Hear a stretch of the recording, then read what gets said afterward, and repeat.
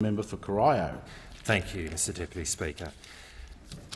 At the beginning of 2007, as the pre-selected Labor candidate for Corio, I received a call from Leonie Sheedy, a woman who lived in Sydney but had grown up in Geelong at the St Catherine's Orphanage.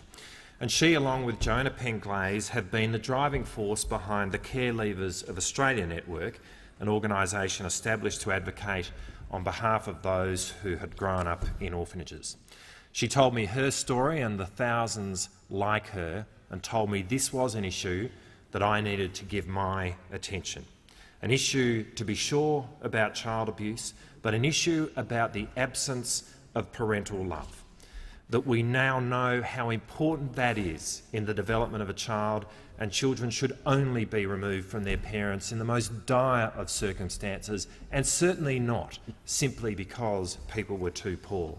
And that once removed, to place children in institutions of hundreds of kids is the most inappropriate place to put them, where that family love could never be replicated. But such is the story of 500,000 of our fellow Australians. She'd rung me because Geelong was the home to more orphanages than any other city outside a capital. And I suppose that means that there are more forgotten Australians in the electorate of Corio than any other in the country. She said I had an obligation.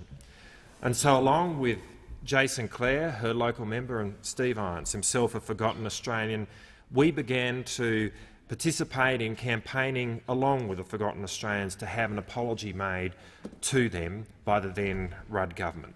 Today I want to acknowledge Jenny Macklin, the then Minister for Families and Community Services, without whom this apology would never have taken place.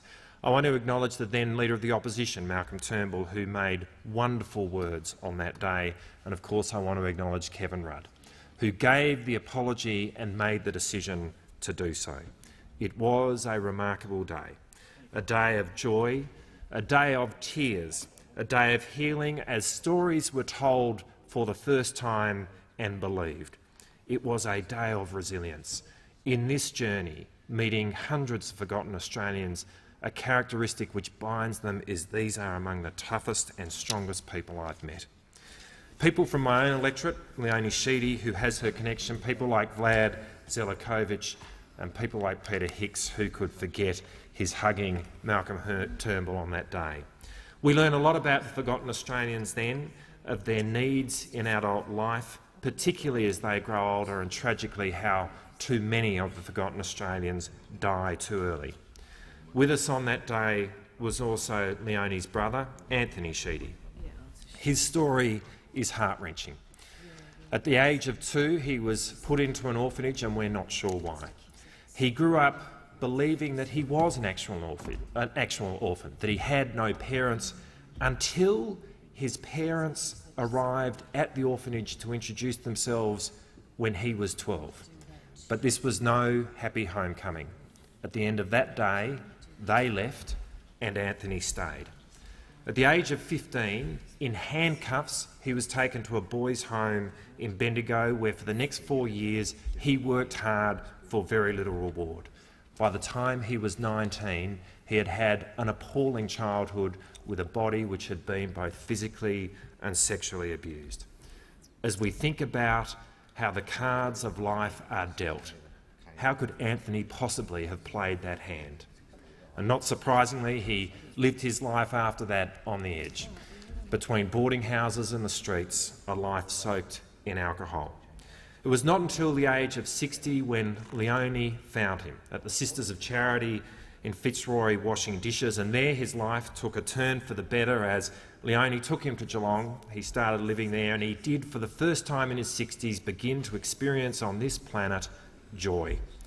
He used to volunteer in my office, and the Anthony we knew was cheeky and fun-loving, loved the Geelong Football Club, loved Frank Sinatra, would talk about him incessantly when we let him.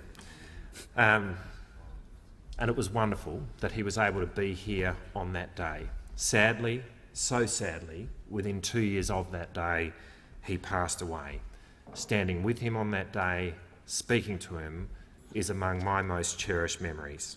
Today, Leonie keeps fighting for compensation, something which must be given for services. She keeps listening to forgotten Australians, and Leonie Sheedy is a national treasure.